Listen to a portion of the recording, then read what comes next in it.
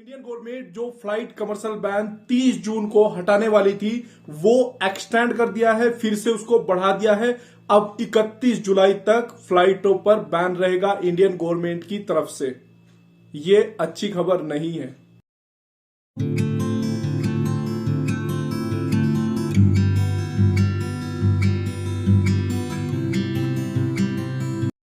Guys, कैसे आप सब।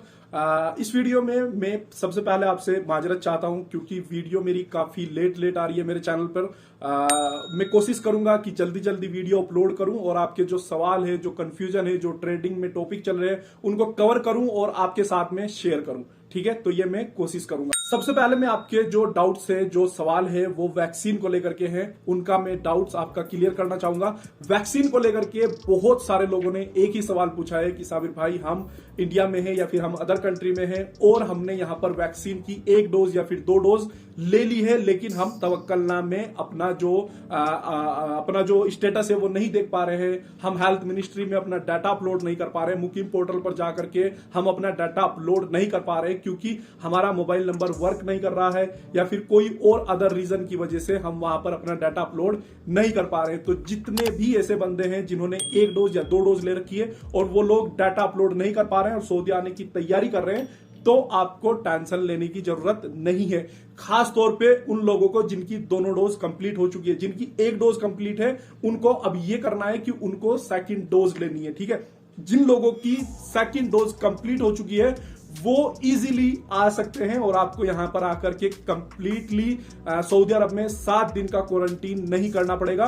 आप जब आएंगे तो आपके पास में आपके दोनों सर्टिफिकेट होने चाहिए, वैक्सीन वाले, जो वैक्सीन आपने ली है उसके दोनों सर्टिफिकेट आपके पास में होने चाहिए। भले ही आपने मुकीम पोर्टल में जाकर के ये डाटा अपलोड ना किया हो, लेकिन अगर आपके पास में दोनों वैक्सीन के सर्टिफिकेट है तो आप सऊदी अरब में आ सकते हो। अभी फिलहाल किसी थर्ड कंट्री के थ्रू आ सकते हो, लेकिन अगर डायरेक्ट फ्लाइट ओपन हो जाती है तो आप डायरेक्ट भी सऊदी अरब में आ सकते हो। और एयरपोर्ट पर जो भी अथॉरिटी ये जो वैक्सीन का सर्टिफिकेट या सारी चीजें चेक करती है, उनको आपको अपने दोनों वैक्सीन के सर्टिफिकेट दिखाने हैं और आप यहां पर आ जाएंगे। उसके बाद में आपको यहां पर क्वारंटीन नहीं करना पड़ेगा। घबराने की या टेंशन लेने की जरूरत नहीं है। कुछ लोग इसी तरीके से आए हैं, इसीलिए मैं आपसे ये बात बोल रहा हूं। हो सकता है इंडिया में आपका मोबाइल नंबर वर्क ना कर रहा हो, आपका कोई और इशू हो रहा हो, आपका तवक्कलनामा वहां पर ओपन हो रहा हो, या कुछ भी अदर इशू हो सकता है जो आप यहां पर आने के बाद में एक्सप्लेन करेंगे और आपने वैक्सीन के सर्टिफिकेट वहां पर दिखाएंगे और अपना नंबर लेंगे। उसके बाद में सारी चीजें आप वहां पर दोबारा से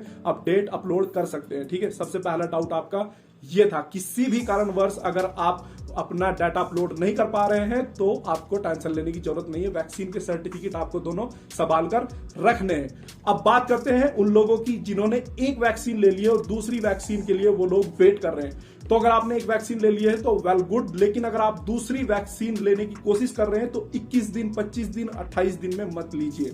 ठीक है, 21 दिन, 25 दिन, 28 दिन में मत लीजिए।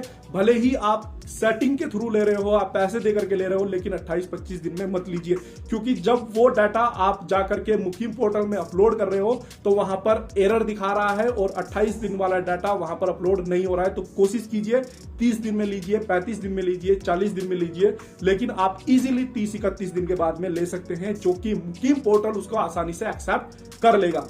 तो सेकंड डोज आपको इस तरीके से लेनी है। ठीक है, अब बात करते हैं दूसरी कैटेगरी वाले लोगों की जो नए वीजों पर आने वाले थे और उनके वीजे स्टैंपिंग भी हो गए थे, लेकिन वो टिकट बाई नहीं कर पाए और सऊदी अरब में आ नहीं पाए कोरोना के चलते। तो उनके जो वीजे हैं वो रीस्टैंपिंग हो जाएंगे, वो दोबारा से स्टैंप हो जाएंगे। सऊदी अरब से आपके कफिल, आपकी कंपनी का एक पेपर चाहिए इंडिया में सऊदी एम्बेसी को, वो आपका जो वीजा है उसको रीस्टैंपिंग कर देंगे। वही वीजा आपका स्टैंप होगा, उसकी अगर वो एक्सपायर हो गया है तो उसकी डेट का एक्सटेंड किया जाएगा। जो कफिल आपका यहां से पेपर बना करके भेजेगा वो एमबीसी में आपको देना है, अपने एजेंट को आपको देना है और आपका एजेंट उसको रीस्टैंपिंग करा देगा। बात करते हैं तीसरी कैटेगरी के लोगों की जो विजिट वीजे पर आने वाले थे। विजिट वीजा स्टैंपिंग हो चुका है, लेकिन उसको क्या करें, जो वीजे स्टैंप हो चुके हैं विजिट वीजे, उनका कुछ नहीं हो सकता है। वो वीजे रीस्टैंपिंग भी नहीं होंगे और आई थिंक वो वीजे आपके अभी खलास हो गए हैं। आपको दोबारा अगर आना है तो आपको नए वीजे अप्लाई करना है और आपको नए वीजे पर अब आना चाहिए। लेकिन जिनके अनयूज्ड वीजे हैं,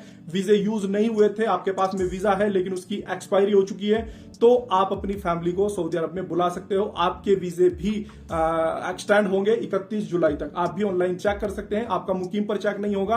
आपको चेक करने के लिए या तो इंजाज वेबसाइट पर जाना पड़ेगा या फिर आप जहां पर विजिट वीजे चेक किए जाते हैं वहीं पर जाकर के भी आप चेक कर सकते हैं। वैसे इंजाज प्लेटफॉर्म बेस्ट ऑप्शन है विजिट वीजे का स्टेटस चेक करने के लिए, ठीक है, तो वहां पर जाकर के आप चेक कर सकते हैं। लेकिन विजिट वीजे जिन लोगों के भी निकले हैं, एक चीज आपने ध्यान रखनी है, जो विजिट वीजा 1 साल वाला होता है उसको आपको 6 मंथ के अंदर स्टैंपिंग करानी है। 6 मंथ के अंदर, 6 मंथ का टाइम उसमें होता है, उसके अंदर आपको उसको स्टैंपिंग करानी है। 1 साल वाले की मैं बात कर रहा हूं, लेकिन जो 3 मंथ का वीजा है, तो जिसमें आप 1 महीने का वीजा निकालते हो, उसको 2 बार एक्सटेंड करके आप अपनी फैमिली को सऊदी अरब में 3 महीने तक रख सकते हो। उस वीजे को आपको 3 मंथ के अंदर स्टैंपिंग कराना है, नहीं तो वो खत्म हो जाएगा, ठीक है। ये चीज आप ध्यान रखिए।